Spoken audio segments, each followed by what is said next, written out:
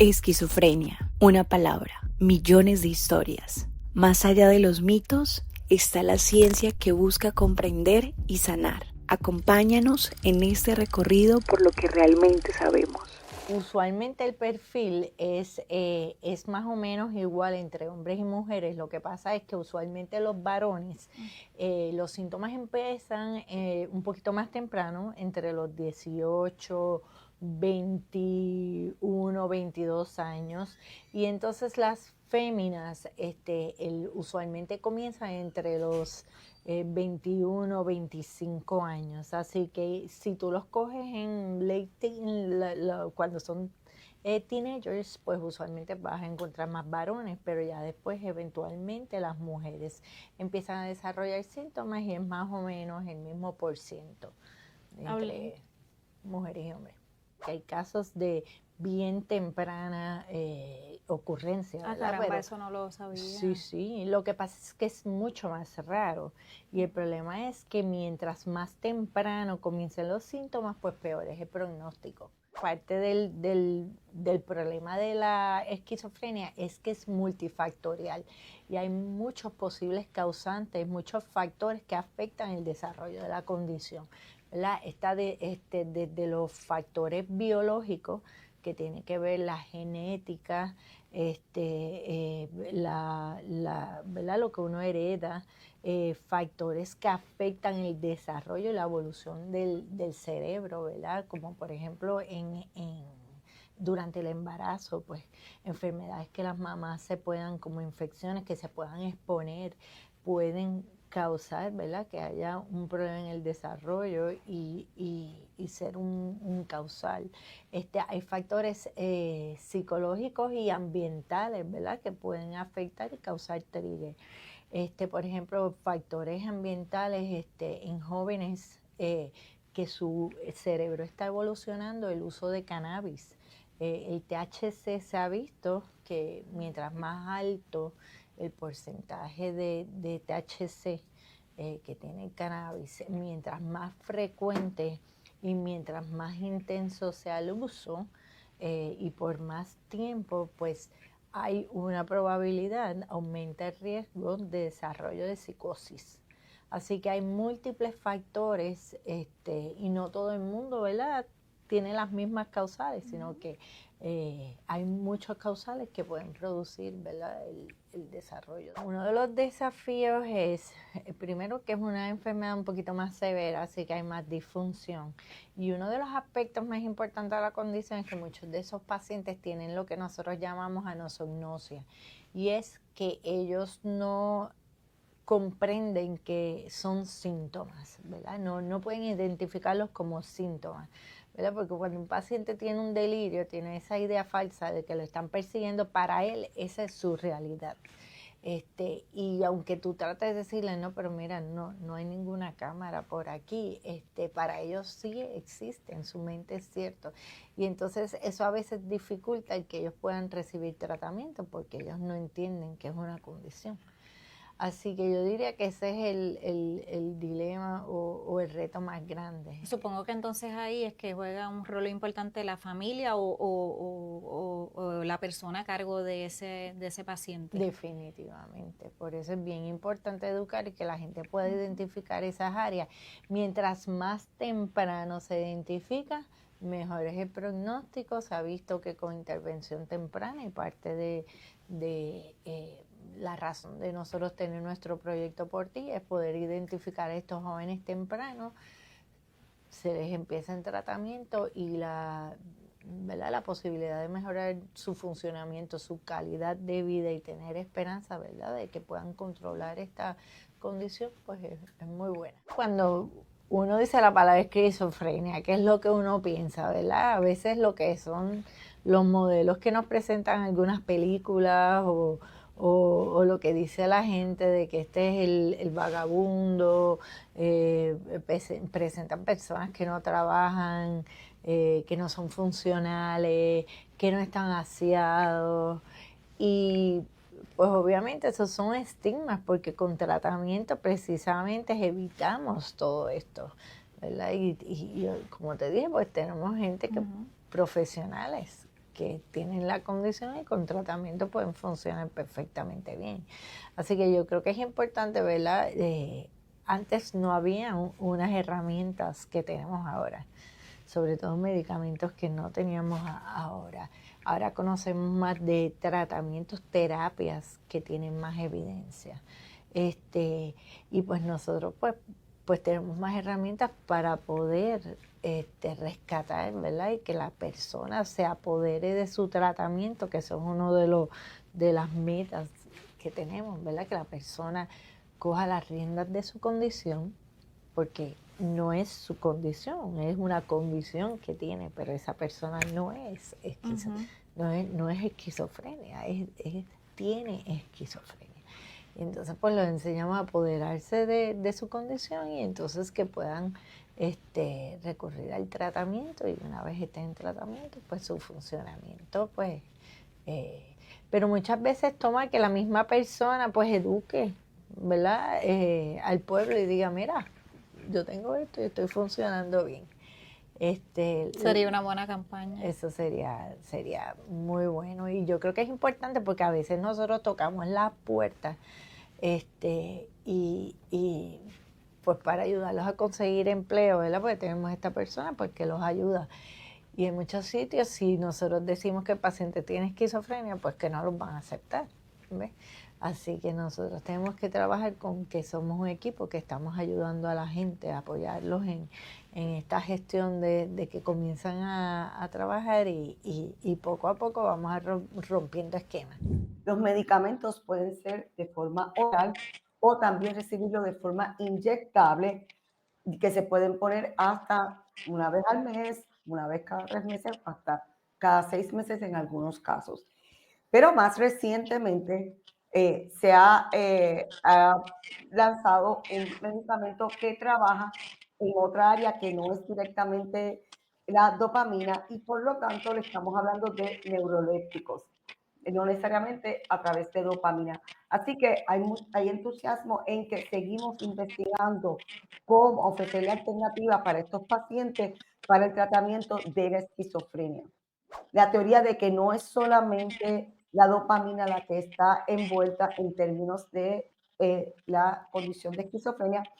Tenemos un medicamento que va a trabajar en lo que llamamos los receptores muscarínicos del cerebro, del sistema nervioso central, y que pudiesen, en una forma de modular, reducir la liberación de dopamina, y esto llevar a controlar tanto los síntomas positivos, pero también lo que vemos es que pueden regular esa expresión a través de el sistema muscarínico de la negatividad que presentan estos pacientes, y que pudiese también actuar en los síntomas cognitivos de forma positiva. Este medicamento puede traer efectos secundarios que pudiese dar palpitaciones o aumentar el ritmo cardíaco, pudiese elevar la presión, y en algunas instancias, algunos pacientes pudiese aumentar la retención urinaria. Así que sí hay unos eventos adversos que se han visto con este nuevo medicamento, pero son diferentes a lo que estábamos acostumbrados a ver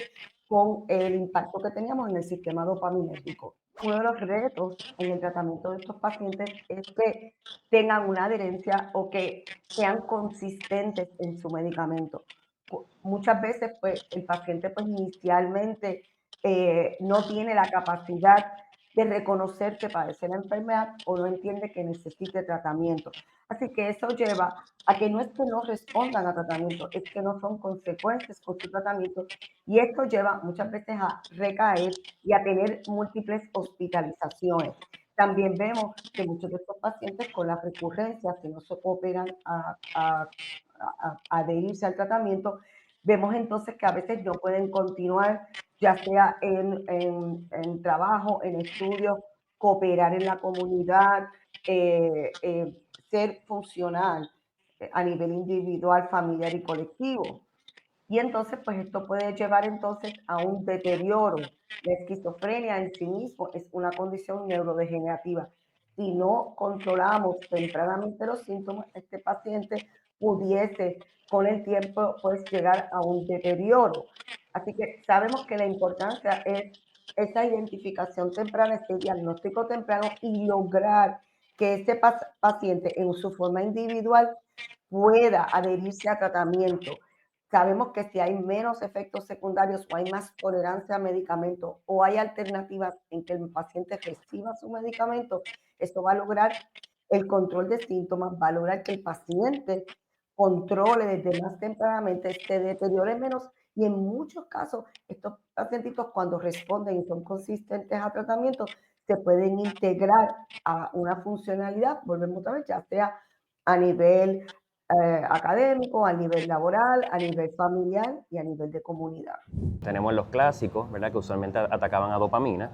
Tenemos los de segunda generación que trabajan con dopamina y serotonina. Y ahora los nuevos, los emergentes, están regulando dopamina, pero a través de otro mecanismo, a través de los receptores muscarínicos, ¿verdad? Y se ha notado que la dopamina es lo que participa en los síntomas positivos, las alucinaciones, la agresividad, las ideas delirantes. Así que lo estamos regulando de otra manera. ¿Para qué? Para evitar efectos secundarios. Porque notábamos que, y muchas personas pudieron haber visto, pacientes con esquizofrenia que mueven la lengua, tienen movimientos involuntarios, están temblando, así que pues ahora estamos evolucionando a evitar esos efectos secundarios que hacía que el paciente no se tomara los medicamentos. Menos efectos secundarios y en índole de movimiento o de ganancia de peso, porque los nuevos antipsicóticos, los viejos nos daban muchos movimientos y los nuevos, los casi nuevos, la segunda generación, causaban aumento de peso, diabetes y complicaciones metabólicas. Así que esto nos evitamos todo eso y vamos regulándolos de una manera mejor. Biomarcadores ahora mismo en el research hay muchos, la realidad, pero que lo podamos nosotros los clínicos ordenarlo en un laboratorio todavía no hemos llegado a ese nivel. El paciente lo vamos a ver, ¿verdad? Y como yo trato de explicarle a todo el mundo y a todos mis estudiantes, vamos a verlo como un ser, ¿verdad? Aparte, y qué signos y síntomas tiene y qué medicamentos le pudiesen beneficiar o no en cuanto a los efectos secundarios. Y los trabajamos, ¿verdad? Como mencionamos, a veces las aseguradoras nos los hacen un poquito difícil, pero tratamos de bregar con ellos para el bienestar del paciente. Y la importancia de la adherencia, que eso se abordó bastante durante la conferencia de prensa, porque ciertamente la persona con este trastorno de esquizofrenia puede funcionar, puede tener una vida plena a pesar de que es una condición crónica y bastante grave. Correcto, sí, la adherencia es lo más importante en la esquizofrenia, ¿verdad?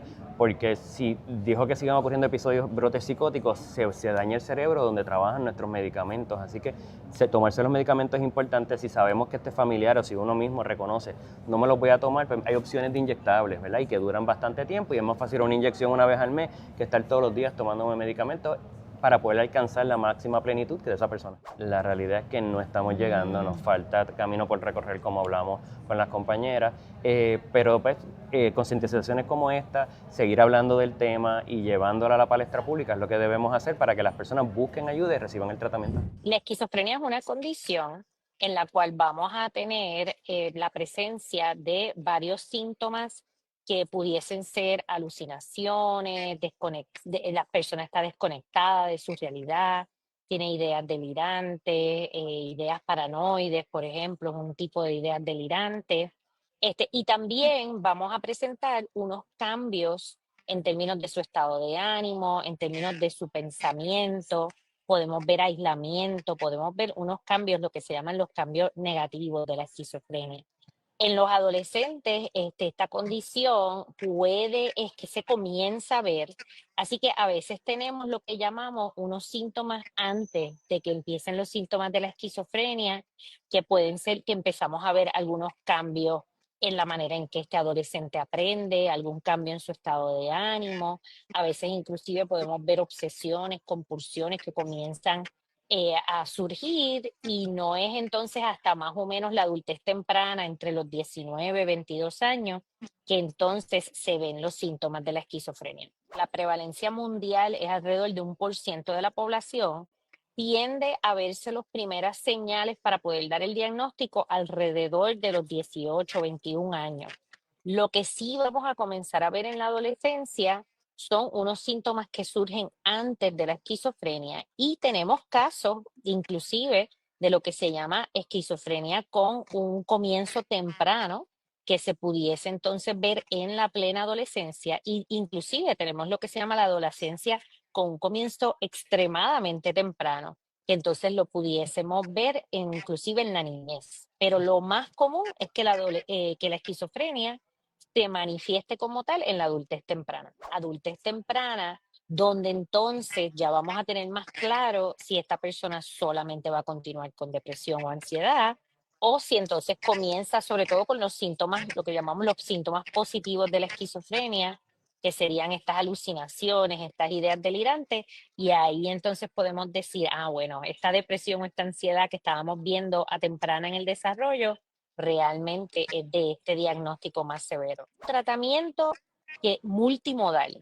Sí tratamos con medicamentos, que están los medicamentos que se llaman los antipsicóticos, que son los medicamentos que principalmente están indicados para la condición de la esquizofrenia, pero también, y lo más importante de poder identificar y comenzar el tratamiento en la adolescencia, es que tenemos que hacer varias intervenciones psicosociales para ayudar a que este adolescente no tenga el curso del deterioro cognitivo y funcional que se ve en la esquizofrenia. Así que queremos intervenir con este adolescente en términos de darle psicoterapia para ayudar a manejar los síntomas, queremos intervenir con esta familia y queremos sobre todo asegurarnos que este adolescente continúe en sus estudios o su trabajo. La psicoterapia es igual de importante que los medicamentos. La terapia que más evidencia tiene para el manejo de la esquizofrenia es el tratamiento de terapia cognitiva conductual, en la cual vamos a ayudar a este paciente a manejar con sus emociones, sus pensamientos y las conductas que están relacionadas a su diagnóstico. Y como hablamos ahorita, lo más importante es mantener la funcionalidad. Así que vamos a buscar la manera de intervenir con diferentes consejeros profesionales para que esta persona se mantenga estudiando y se mantenga trabajando. Uno de los retos principales es que pues no, cuando uno va a dar el tratamiento para una condición crónica de salud mental como la esquizofrenia, no va a ser solo al adolescente, va a ser a la familia también. Esta familia va a ser esencial en poder ayudar al adolescente, en poder establecer este plan de tratamiento y en ayudarlo a mantener esa funcionalidad. Y tenemos que también pensar que estamos hablando de una persona que está empezando su proceso de desarrollo hacia la adultez, así que aquí quizás la escuela va a ser más importante, integrar todos estos sistemas en el cual está involucrado el adolescente para de nuevo asegurar que a pesar de tener una condición crónica severa de salud mental, esta persona pueda tener su condición bajo control y pueda continuar hacia una adultez saludable.